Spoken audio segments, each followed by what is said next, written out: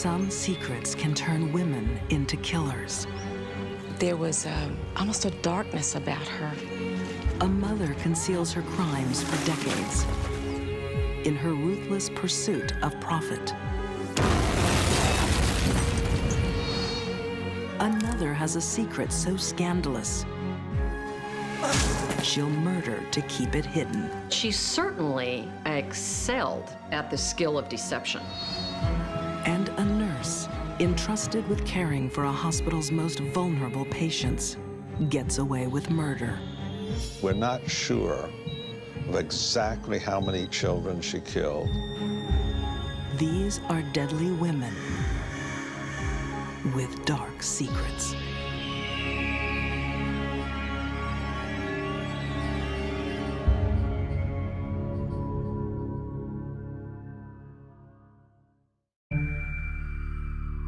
June 25th, 1983, Pensacola, Florida.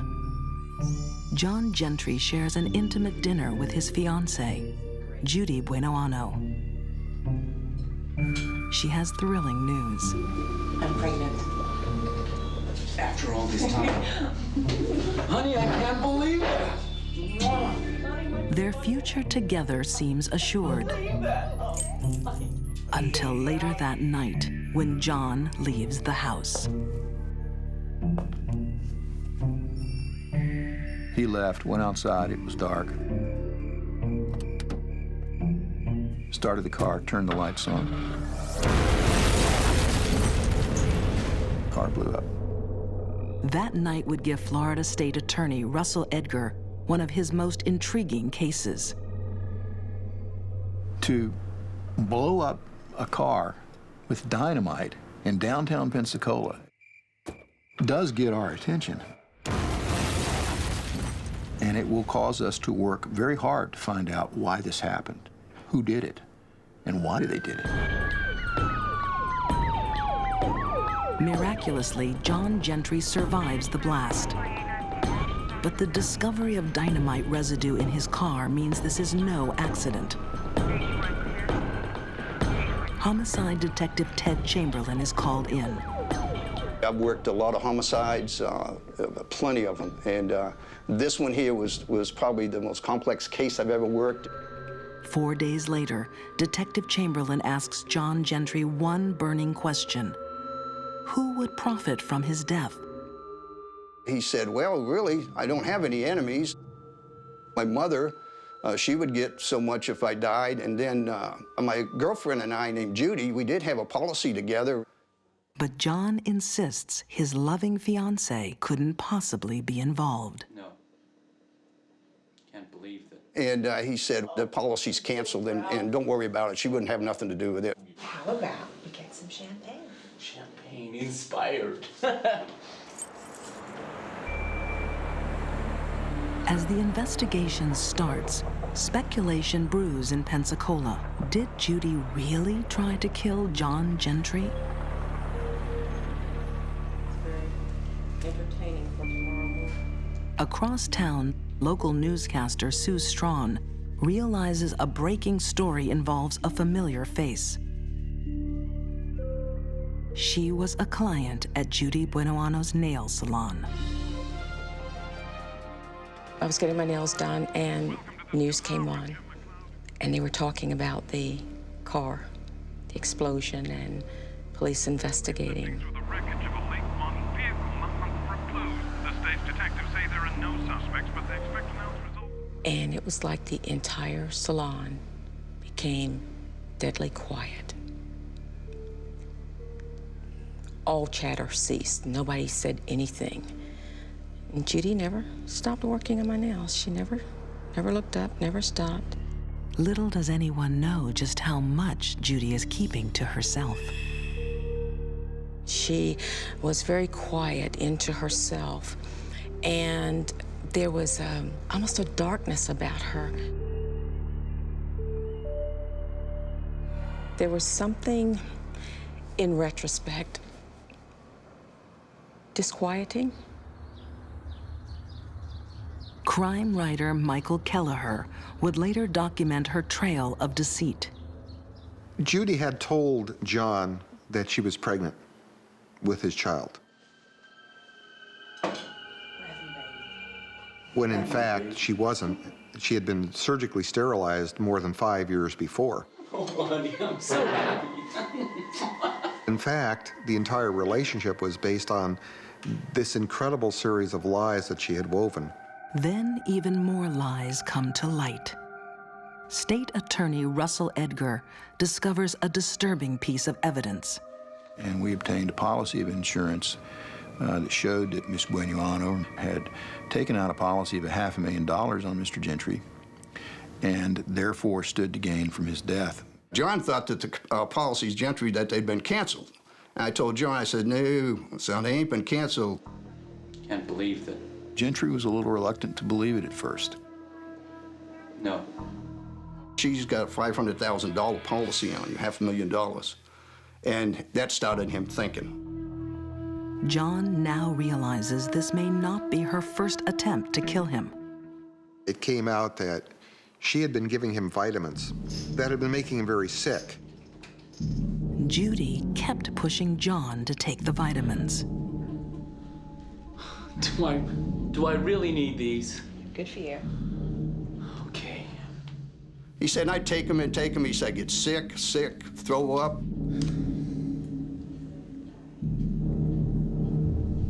I went to the hospital. They couldn't figure out what was wrong with me. My stomach is aching. Ah! Oh, He said, no, I'm not taking them. I didn't tell her. He said, I took 2 of the pills and put them in my briefcase. It was later to be discovered that those weren't vitamins, but they were essentially poison pills. Everything had been taken out of them, and paraformaldehyde had been put in them, and found that that's a class 3 poison. I'm gonna need to go to the bathroom. As investigators dig deeper, they find another shocking secret. Judy may have killed before. I can't believe that.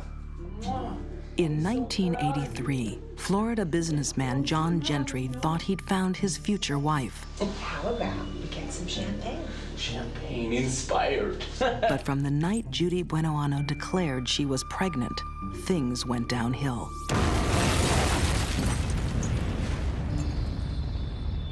His car has exploded. And he thinks Judy once tried to poison him with tainted vitamins. He's shocked to learn she has a secret life insurance on him worth $500,000. And now police tell John he may not be Judy's first victim.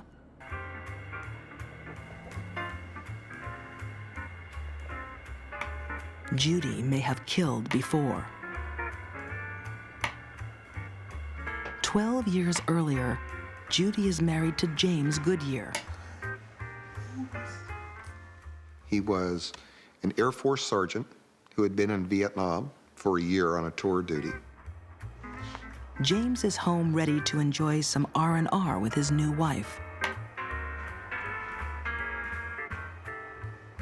But what he gets is arsenic poisoning. Arsenic is a white powder. It has no taste. It dissolves easily. It has no odor. And so it can be easily put into food or drink. And Judy is cunning enough to serve up tiny amounts that go unnoticed. Thank you. Long term, the arsenic deposits in the tissues and progressively damages both the liver and the heart. So many times, chronic arsenic poisoning is very difficult to detect. Within 3 months, James Goodyear is dead. Judy collects a handsome insurance payment, and her murder remains a dark secret for more than a decade. According to criminal profiler Candice DeLong, this first murder set the stage for Judy Buenoano's career as a serial killer. Frequently when we see women killing repeatedly, In serial type fashion, one of the motivators is money. They're killing for profit. But more than a decade later, James Goodyear would speak from the grave when Detective Chamberlain's team exhumed his body. There was enough arsenic still in him, like fingernails, the hair, to kill 12 people. So he was loaded. I mean, that boy was loaded with it when he went down.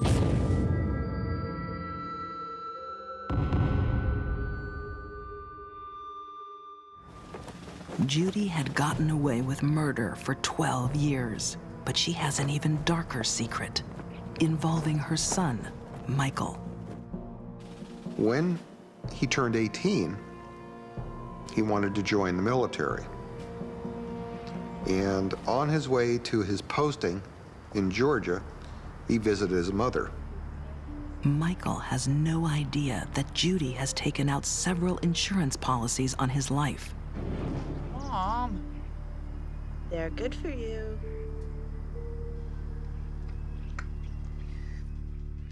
It's believed that at that time, she fed him arsenic. Judy is about to commit the unthinkable, to poison her own son.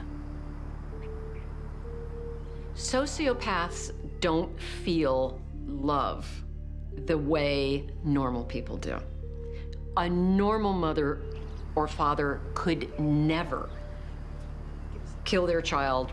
To her, he was just another big check waiting to get into her bank account. He didn't die. He went on to his next duty station. He became crippled.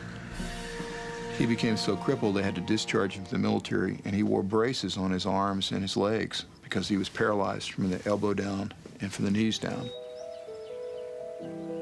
Worse still, he's back in Judy's care. He gets out of the hospital with all these braces on and everything else. She's got insurance policies on him.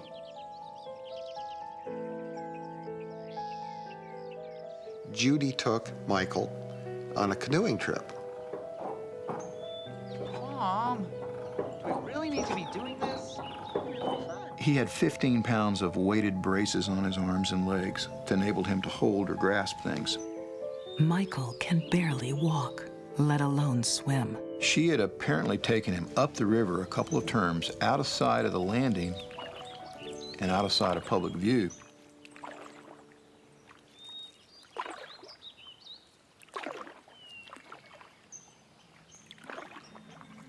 No one can be sure why the canoe capsized.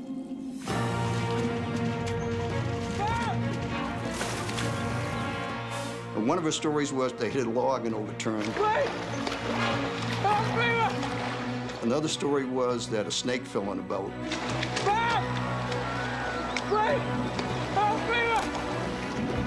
How long does it take to drown with 15 pounds of weight strapped to you in the water?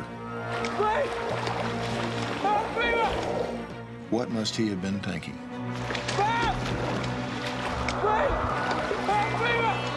Was my mother going to come and save me? Was somebody going to reach down and pick me up out of this water?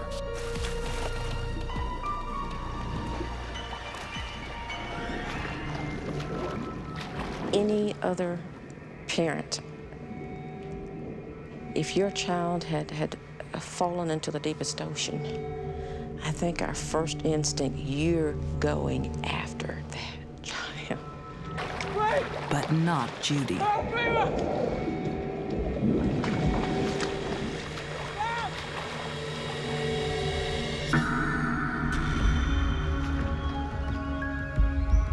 Sometime later, Judy hails a passing fisherman. She said nothing about the son until she got to the shore and said her son was up river. She thinks he might have drowned. And then asked for a cold beer. She collected military life insurance and 2 private life insurance policies on Michael. She caused his disability that resulted in him needing these heavy metallic braces on his lower extremities that pulled him to the bottom of the lake, where he was unable to be saved. She did all of it. That's sadistic.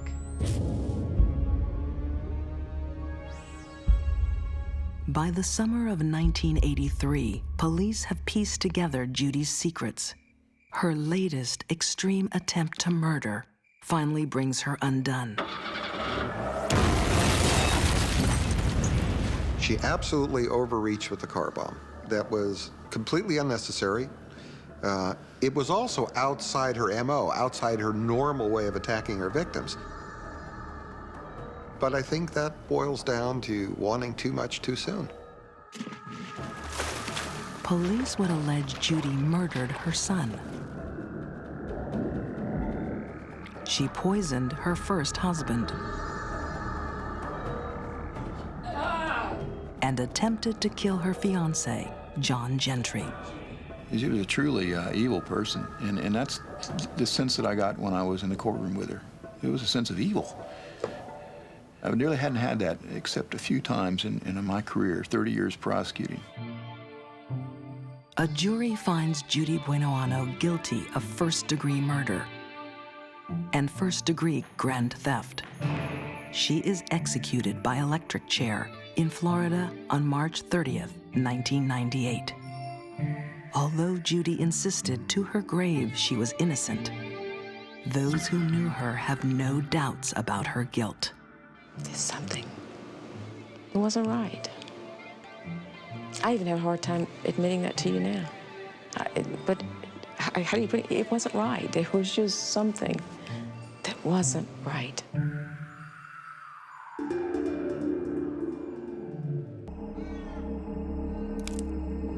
Some secrets are so shocking, people will kill to keep them.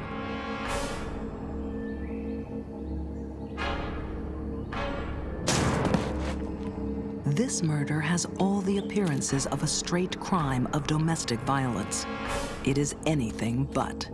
This story came to light. It took all the oxygen out of the media room. It consumed all the stories in the newspapers. It was an extraordinary case. It was definitely the case of the decade. Australian criminal history recorded one of its most unusual cases at the turn of the 20th century, after Scotsman Harry Crawford arrives in Sydney. Like many new arrivals, he takes work wherever he can get it. But life is tough. Harry is barely scraping by. For 10 years, he ranged around Sydney. He worked in meatworks, he worked in pubs, always fairly rough outside work. Author Suzanne Faulkner has researched one of Australia's most scandalous murders. I think if people got suspicious or things got difficult or people asked too many questions, he moved on because he had a lot of different jobs. Harry Crawford keeps moving because he has a secret so shocking, he even keeps it from those closest to him, like his new love, 35-year-old Annie Burkett. Harry Crawford hung around and was part of her life and convinced her to marry him. Harry becomes stepfather to Annie's son. To the world, they are a typical family. No one ever suspects Harry is not what he seems. He was a very inventive liar, and finding the actual truth about him was extremely difficult. What Annie doesn't know is that Harry is living a lie. Every day when Harry returns home from work, his double life stares him in the face. His name isn't Harry Crawford. He isn't a Scotsman. Harry isn't even a man. He's Eugenia Fellini, an Italian woman. It's a secret he'll soon kill to protect.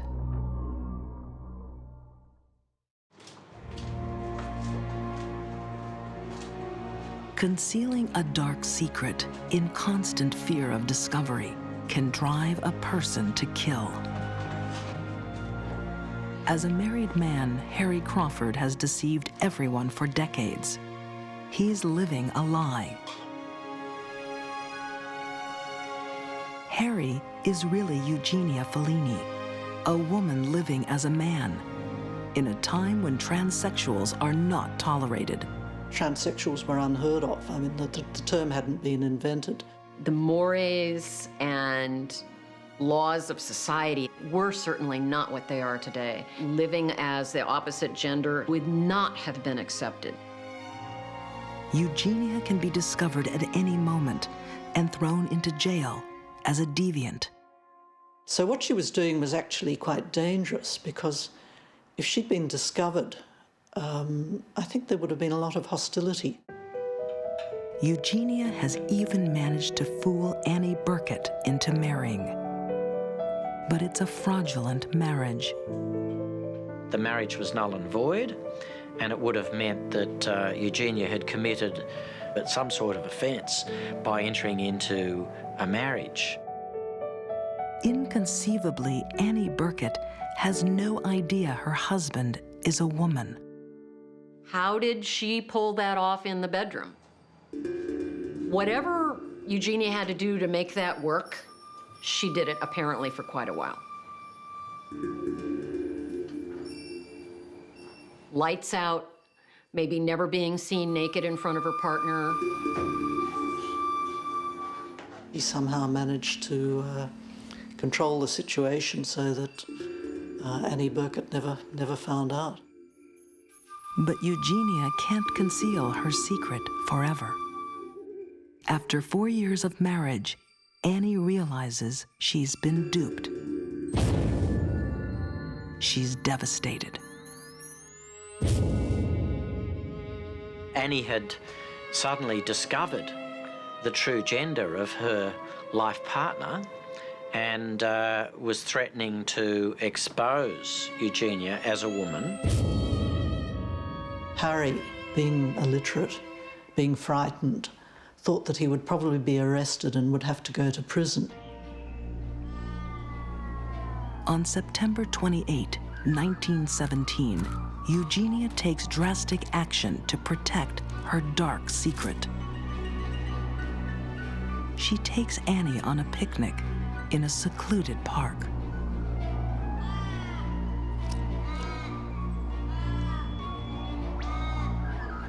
I think Eugenia's motivation for killing was strictly practical. To save herself, her standing in the community, everyone's belief that she was a man, and to protect her own identity.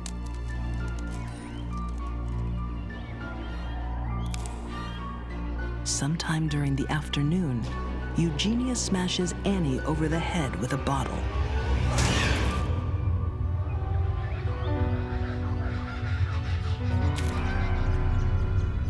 I think what she did then was panic.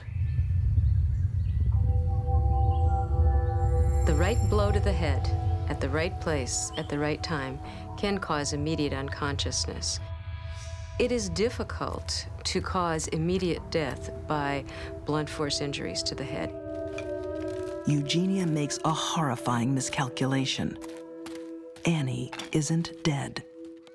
Whilst she was still alive but unconscious, her body was thrown onto a campfire. Eugenia is trying to get away with murder. Many people believe, usually wrongly, that they can burn a body either beyond recognition or all evidence can be destroyed, evidence of a crime. Annie's body is not destroyed. It's found, although not identified. News of the mysterious death hits the papers. Now the biggest threat to Eugenia's secret is her victim's son, who is asking too many questions. In a strange coincidence, his first name is also Harry, Eugenia's male name. The lies became more and more complicated. With Annie Burkett out of the way, there was only one other obstacle to Harry Crawford remaining Harry Crawford, and that was young Harry Burkett. Eugenia takes the boy to a notorious suicide spot.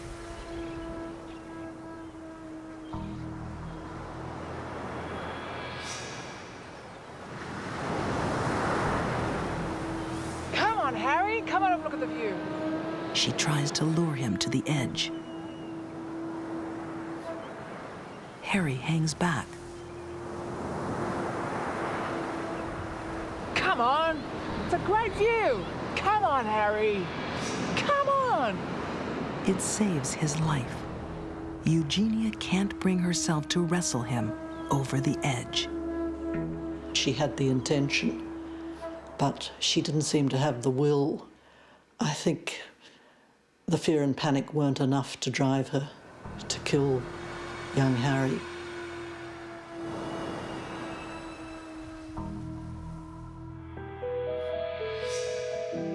Eugenia's dark secret remains hidden for another 3 years. Harry Crawford, having murdered Annie Burkett, then went on to marry another woman and was actually married to her for something like 12 months before he, I use the term he loosely, he was arrested by the police and charged with the murder of Annie Burkett. Police finally caught Eugenia after her victim's body was at last identified, and young Harry's suspicions were confirmed. On July 5th, 1920, Eugenia Fellini is charged with murder. Of course, Eugenia just became a freak show. There were headlines in the papers, the man, woman, monster, pervert, freak, with all sorts of salacious details being hinted at. Eugenia pleads innocence, but on October 6, 1920, she's convicted of murder and sentenced to death.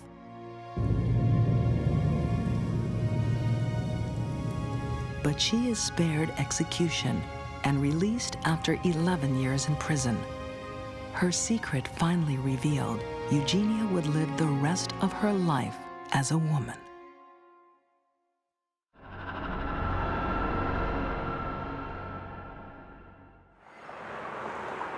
Sometimes the darkest secrets aren't just kept by killers. They are kept by those who should expose them. It's a lesson learned in a Texas hospital where babies were dying without cause. The other nurses noticed that there were increased numbers of cardiopulmonary arrests on the ward. Administrators suspect something is seriously wrong. All her victims were children, you know, the most innocent of the population. Could it possibly be that a staff member is killing children? Once it starts, it's very hard to stop. Someone is keeping a dark secret. This would not have happened if the cases had been reported to the medical examiner's office. 1981, in Bexar County, Texas. The medical center hospital holds a dark secret. Babies are dying way too frequently. Say that they expected 1 a week, but all of a sudden they were getting 3 or 4 or 5 a week. Administrators suspect they have a murderer loose in the pediatric ICU. I don't think there was any doubt that they had a good idea of what she was doing.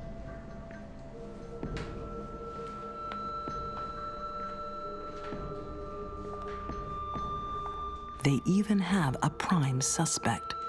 Somebody that has been trained to protect and save lives, not kill people. Nurse Janine Jones.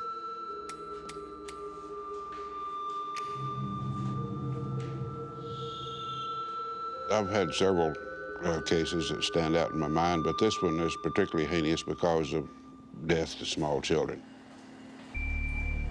This darkest of secrets began because 31-year-old vocational nurse Janine Jones has a secret compulsion, a hero complex. She likes the idea she can save lives in an emergency. She is a super nurse. When someone has a strong need to be seen as a hero, a savior, we call that a hero complex. When it becomes so deep-seated a need that the individual creates a scenario where they can rush in and save the person, that's when it becomes dangerous. Janine uses a variety of drugs to stress her young victims, like blood thinners and cardiac arrest agents. She doesn't necessarily want to kill her victims, just make them sick enough to rescue. That was her way of getting attention. She was a big person. Code red! Nurse Dave, code red!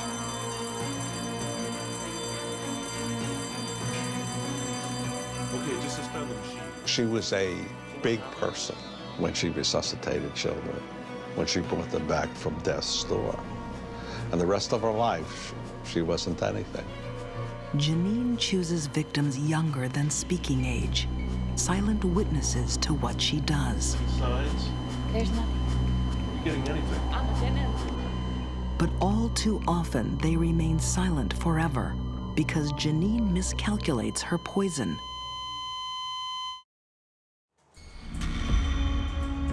Criminal profiler Candice DeLong thinks Janine was searching for respect. Somewhere along the line in her development, probably in adolescence and going into her years as a young woman, Janine realized that she could feel important when she was tending to defenseless people, especially children. It made her feel powerful and giving, and that she could be respected by other people for this. Perhaps Janine is compensating for previous losses. Soon after birth, she was abandoned by her natural parents and handed over for adoption. At 16, her closest brother died in an accident.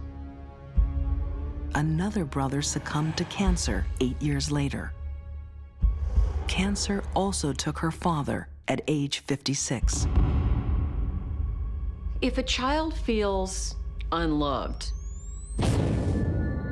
that person as an adult may spend the rest of their life trying to acquire the attention and the love that they didn't get as a child,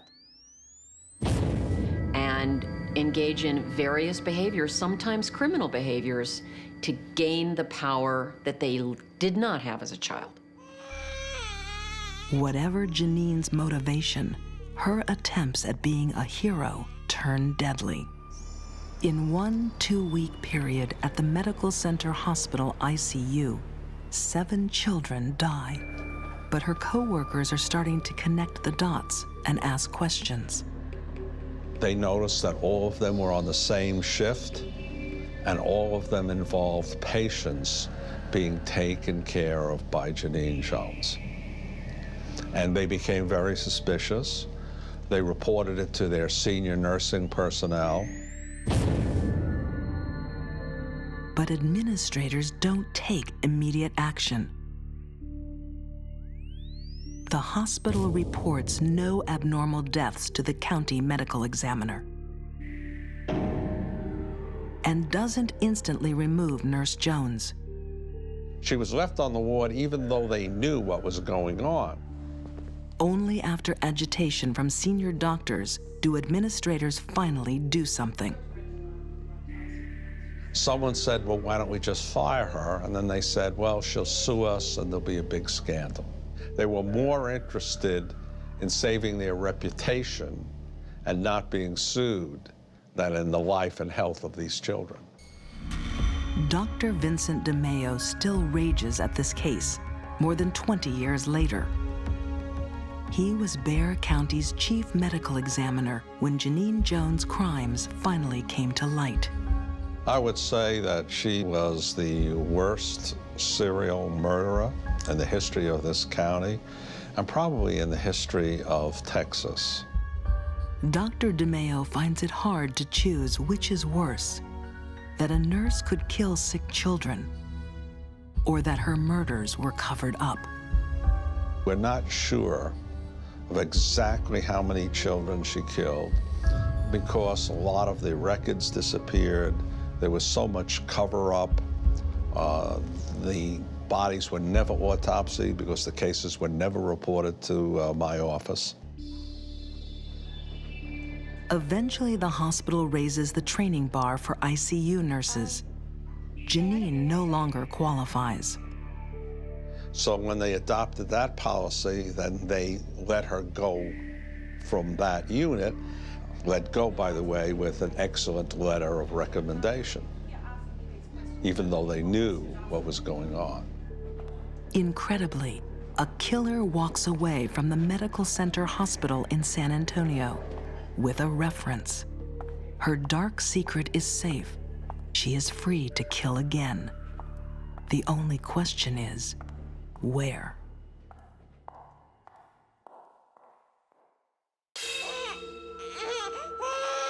Amongst the darkest secrets in Texas criminal records is the case of Nurse Janine Jones.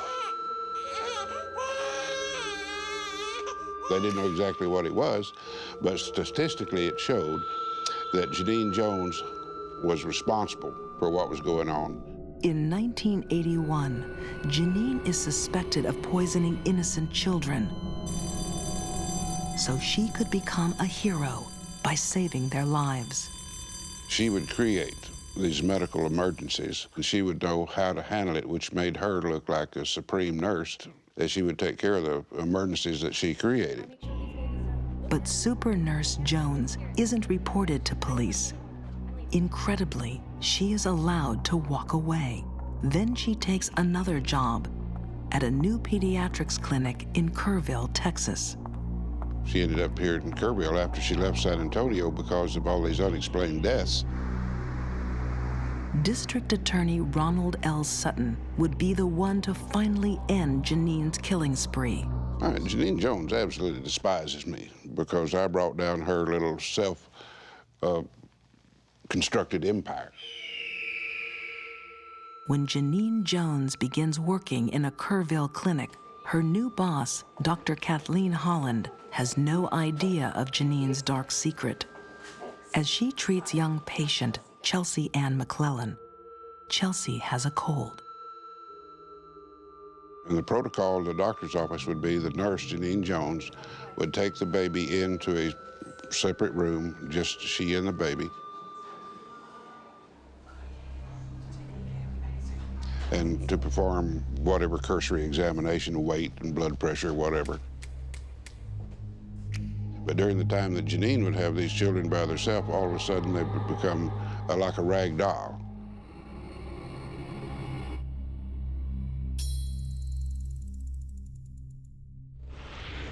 And then she would scream out, "The baby's not breathing!"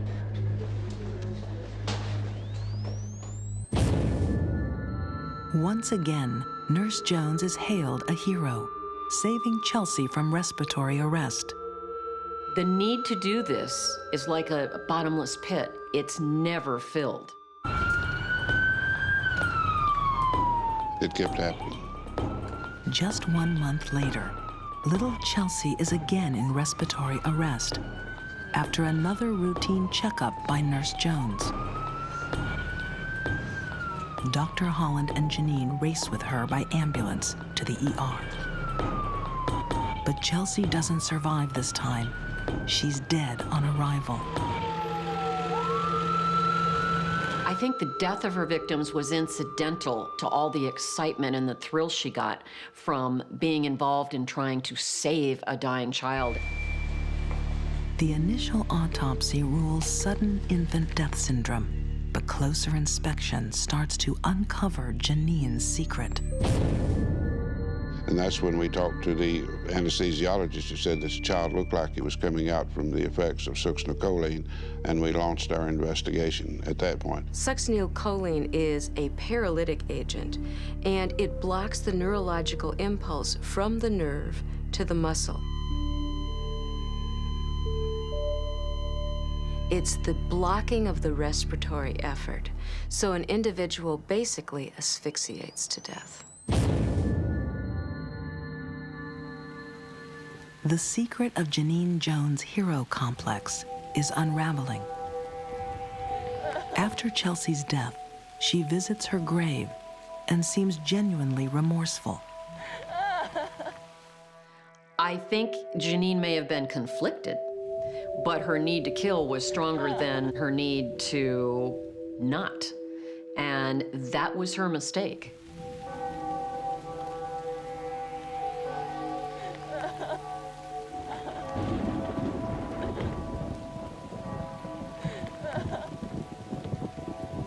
Janine's grief is a shock for Chelsea's mother, who happens to visit at the same time.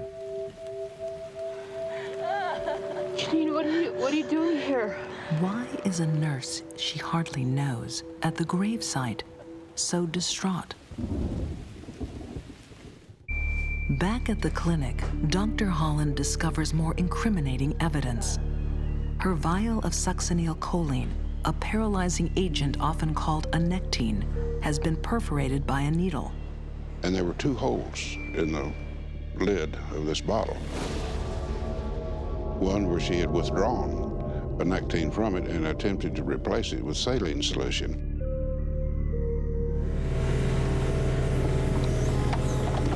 The final piece of evidence comes from Chelsea's exhumed body. It reveals traces of a nectine.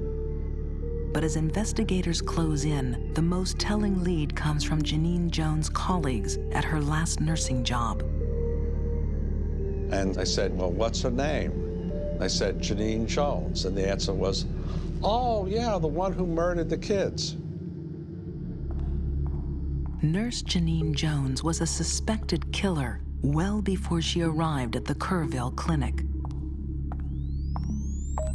It is only Chelsea's murder that finally puts her away for 99 years, convicted of first-degree murder and causing injury to 7 other children. No one has ever been charged over the unexplained deaths at Medical Center Hospital. This was a devastating case on the community, on the medical profession, on the nursing profession, on the county hospital. To this day, Janine Jones maintains she is innocent, insisting that she has no dark secret, a common trait of denial from those with a hero complex. The safest place for them to be for society is to spend the rest of their life incarcerated.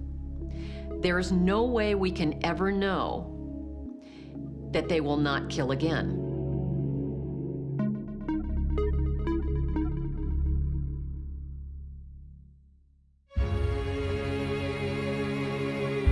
The darkest secrets are those designed to conceal murder.